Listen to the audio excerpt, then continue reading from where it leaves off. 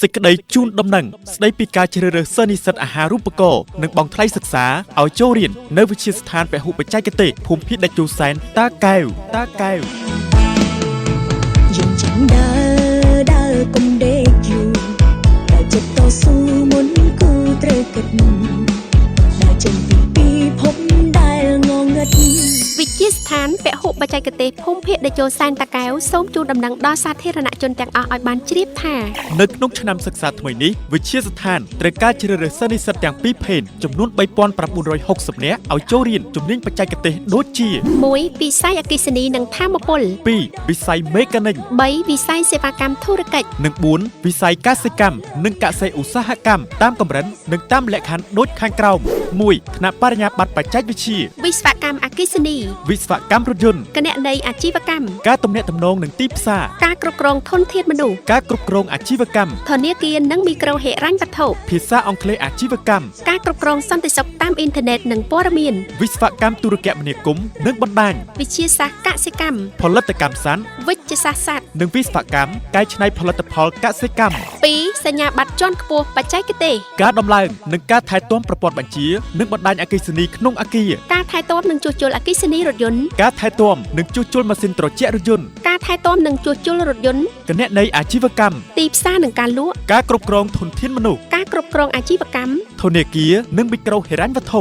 ការគ្រប់គ្រងសន្តិសុខតាមអ៊ីនធឺណិតនិងព័ត៌មានវិស្វកម្មទូរគមនាគមន៍និងបណ្ដាញវិទ្យាសាស្ត្រកសិកម្មផលិតកម្មសត្វវិទ្យាសាស្ត្រសត្វនិងការកែច្នៃនិងការវិភាគអាហារ 3. សញ្ញាបត្របច្ចេកទេសនិងវិជ្ជាជីវៈ 1, 2, 3ការដំឡើងនិងការថែទាំបណ្ដាញអគ្គិសនីការថែទាំនិងជួសជុលឧបករណ៍អេឡិចត្រូនិកការថែទាំនិងជួសជុលឧបករណ៍ស្វ័យប្រវត្តិកម្មការជួសជុលនិងថែទាំឧបករណ៍ថាមពលកកើតឡើងវិញការថែទាំនិងជួសជុលម៉ាស៊ីនត្រជាក់រថយន្តការថែទាំនិងជួសជុលត្រីចក្រយានយន្តការថែទាំនិងជួសជុលទូចក្រយានយន្តការថែទាំនិងជួសជុលរថយន្តការបោះពុម្ពសេវាកម្មរដ្ឋបាលសេវាកម្មកុំព្យូទ័រវារីវប្បកម្មការកែច្នៃបន្លែផ្លែឈើការកែច្នៃសាច់ការចិញ្ចឹមសត្វនិងបសុសត្វលក្ខខណ្ឌនៃការជ្រើសរើស 1. ថ្នាក់បរិញ្ញាបត្របច្ចេកទេសបេក្ខជនត្រូវមានសញ្ញាបត្រមធ្យមសិក្សាទុតិយភូមិឬសញ្ញាបត្រដែលមានតម្លៃស្មើ 2. ថ្នាក់សញ្ញាបត្រជាន់ខ្ពស់បច្ចេកទេសបេក្ខជនដែលបានបញ្ចប់ការសិក្សាត្រឹមថ្នាក់ទី12ជាប់ឬធ្លាក់បាក់ឌុំបេក្ខជនដែលមានសញ្ញាបត្របច្ចេកទេស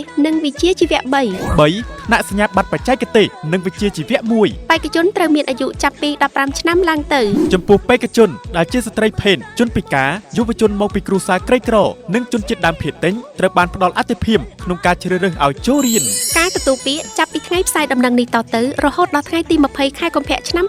2026វេលាម៉ោង 17 ល្ងាចជាកំហិតកន្លែងទទួលពាក្យការិយាល័យផ្ដល់ព័ត៌មាននិងចុះឈ្មោះចូលរៀននៃវិទ្យាស្ថានពហុបច្ចេកទេសភូមិភាគដាច់ជោសែនតាកែវការបរិច្ឆេទចូលរៀនសម្រាប់វេនថ្ងៃច័ន្ទដល់ថ្ងៃសុក្រចូលរៀនលើកទី1នៅថ្ងៃទី17ខែវិច្ឆិកាឆ្នាំ2025ចូលរៀនលើកទី2ថ្ងៃទី5ខែមករាឆ្នាំ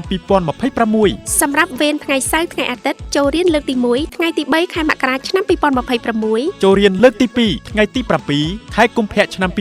2026សម្រាប់ព័ត៌មានលម្អិតសូមអញ្ជើញមកទំនាក់ទំនងនៅការិយាល័យផ្ដល់ព័ត៌មាននិងចុះឈ្មោះចូលរៀននៃវិទ្យាស្ថានពហុបច្ចេកទេសភូមិភាគដាច់ជោសែនតាកែវដែលមានអាសយដ្ឋានស្ថិតនៅបណ្ដោយផ្លូវជាតិលេខ2ខាងលិចវិមានឯករាជ្យប្រហែល150ម៉ែត្រភូមិ3សង្កាត់រកាក្នុងក្រុងដូនកែវខេត្តតាកែវទូរស័ព្ទទំនាក់ទំនងលេខ070 82 22 82 096 201 86 52 098